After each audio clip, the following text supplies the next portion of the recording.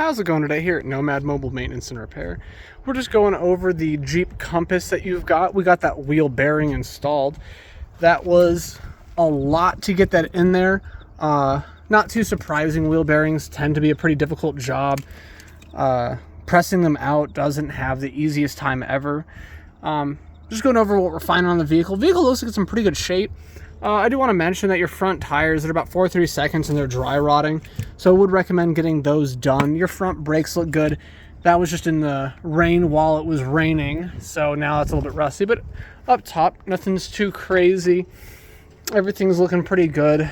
Cooling overflows maybe a little low, but even then it's not bad. It's right there. It's about midway below the full and the empty mark. Looks like you may have had just a bunch of dust. Nothing too crazy. Everything seeming pretty fine. Up here, same thing with this tire. It's a little bit better, but still it's about that 4/32, 5/32. If we come over to the back here, rear tires look fantastic. I don't know how well you're going to be able to see this. Which side is the camera on? It's right there. Okay, so let's see if you can get a decent view with that.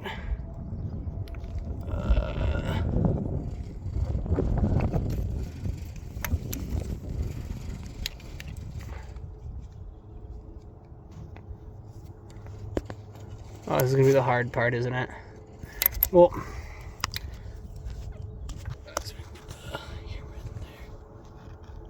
okay, unfortunately, you're not going to be able to see those brakes. The tire's a little bit too close to the caliper.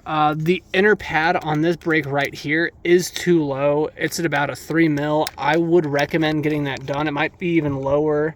Ooh, are we going to be able to get a decent shot of it?